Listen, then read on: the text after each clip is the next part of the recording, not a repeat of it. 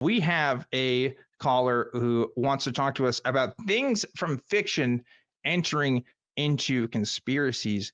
We have previous Leon calling in from Texas. Previous Leon, you are live on Truth Wanted. What's going on? Hi, Dan. Hi, Jimmy. I hope you're both well. Hey. We are as well. I'm well. I'm pretty well. I think Jimmy's well. Yeah. Yeah. I won't speak for Jimmy's wellness. Great. Jimmy can speak for himself. Great. So. Well, I'll be concise.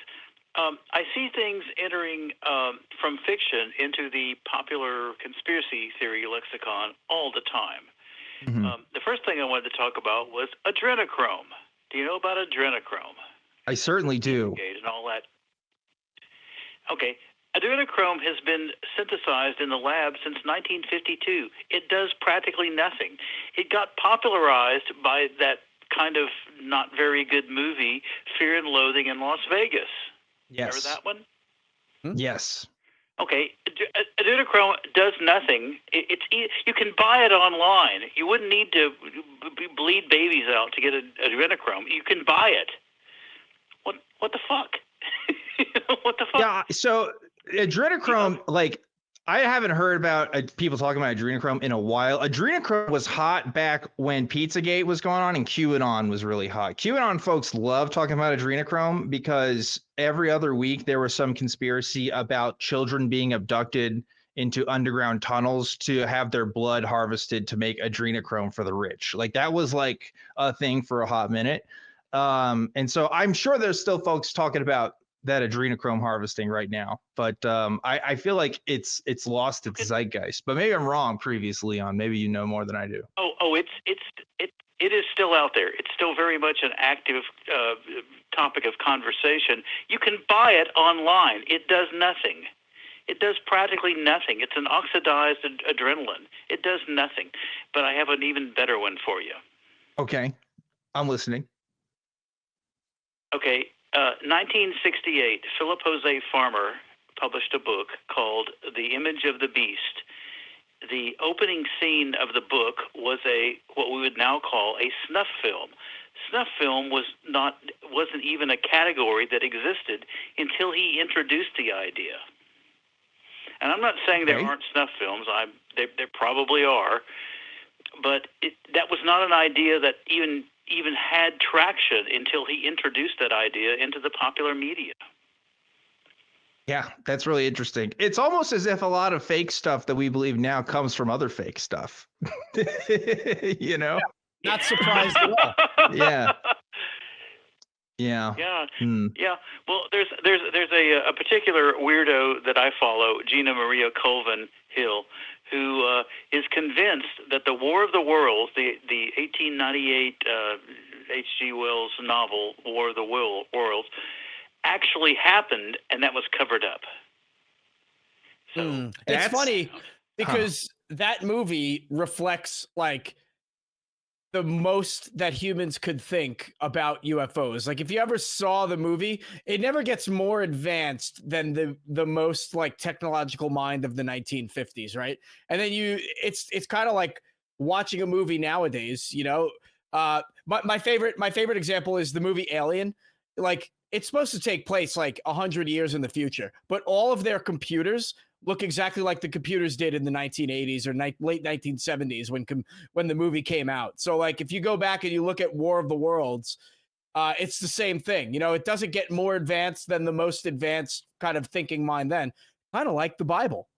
Oh, kind of yeah, like the Bible. True. You know, that reminds me. Whenever I read H.G. Wells' The Time Machine, I remember reading that book in high school, and I remember the description of the time machine itself. Like, at least in the book, I don't know if I've never seen the movie version of it or any movie version of it. I don't know how they portrayed it, but in the book, it's literally like a saddle that you ride, and that like takes you back in time. I don't know when around that book was written, but like, I just like the idea that.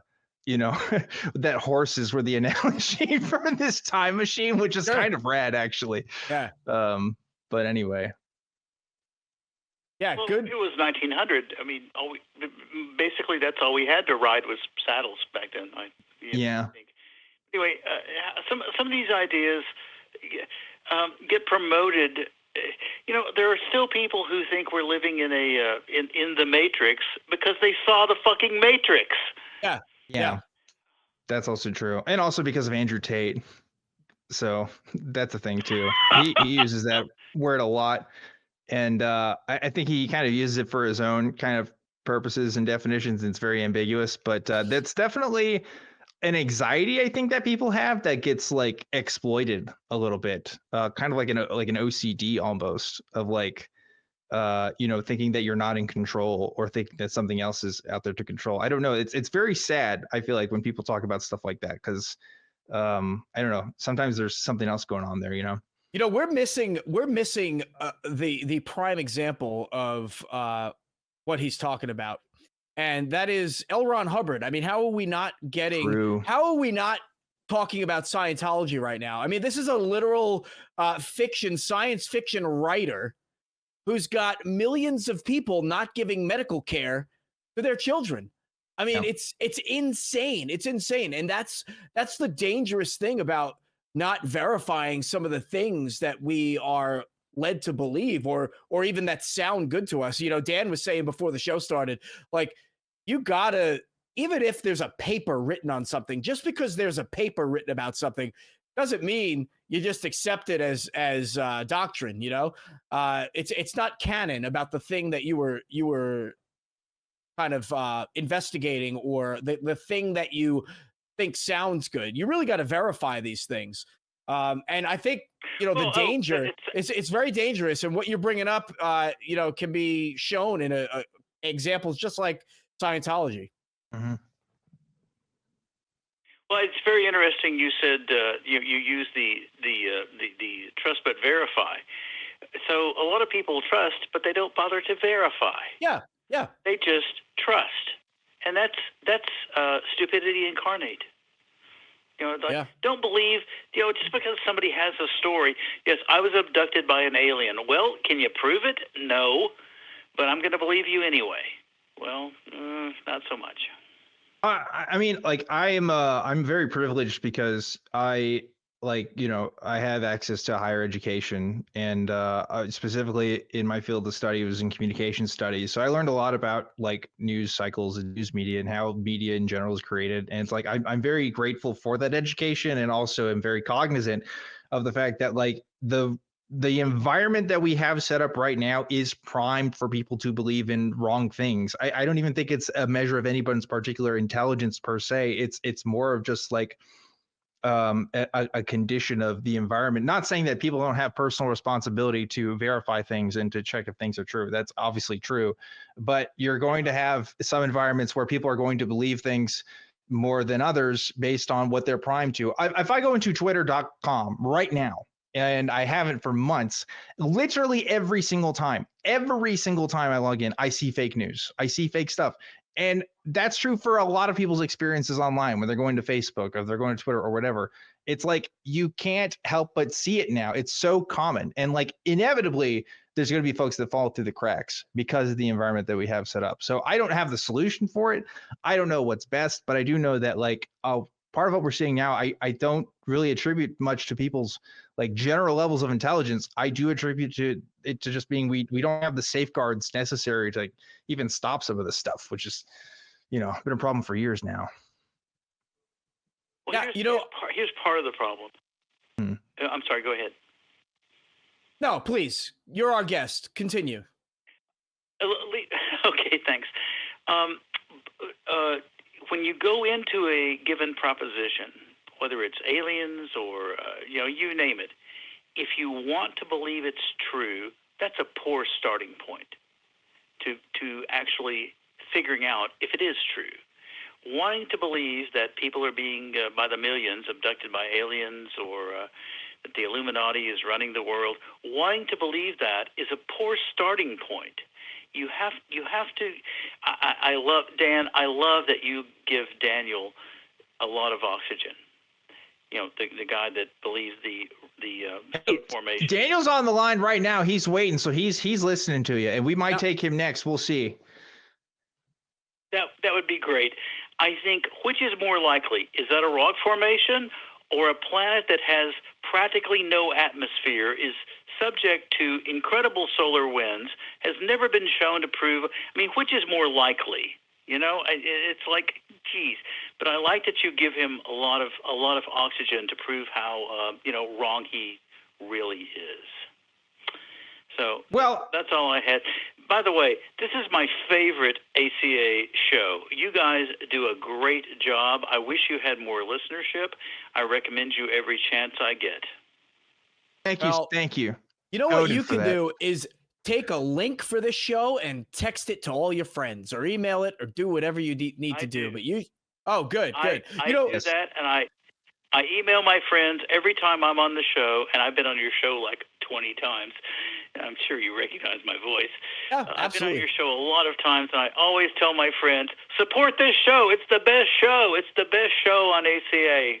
Hey, Leon, before you go, I want to say something, I just want to comment on that, this thought to close it out. What Dan was saying, it's not necessarily an intelligence or even an education level. What I attribute people's adherence to asinine things sometimes is maybe the humans' kind of natural tendency to be a little bit lazy, or to be a lot lazy. I think humans are just generally lazy people. We're lazy creatures, right?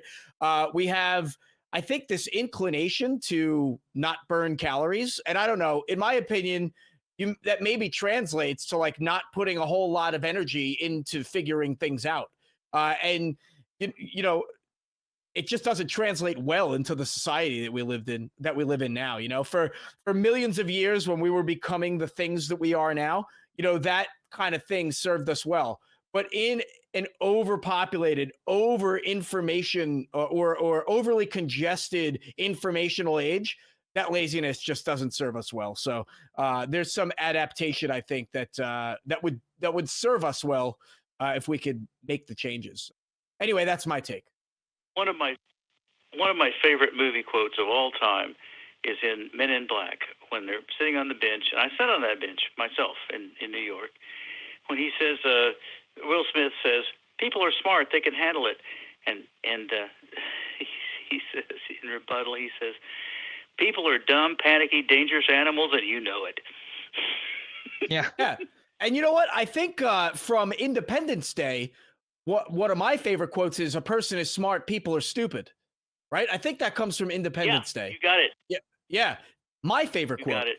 Both Will Smith movies. Yeah, I was gonna say there's a Will Smith connection here going on, but yeah, I'm still mad at Will Smith for his stunt. I'm not going to get into that. That's a whole other conversation there. But previously on, thank you for supporting the show. Thank you for telling other people about it, and I obviously very much appreciate callers like yourself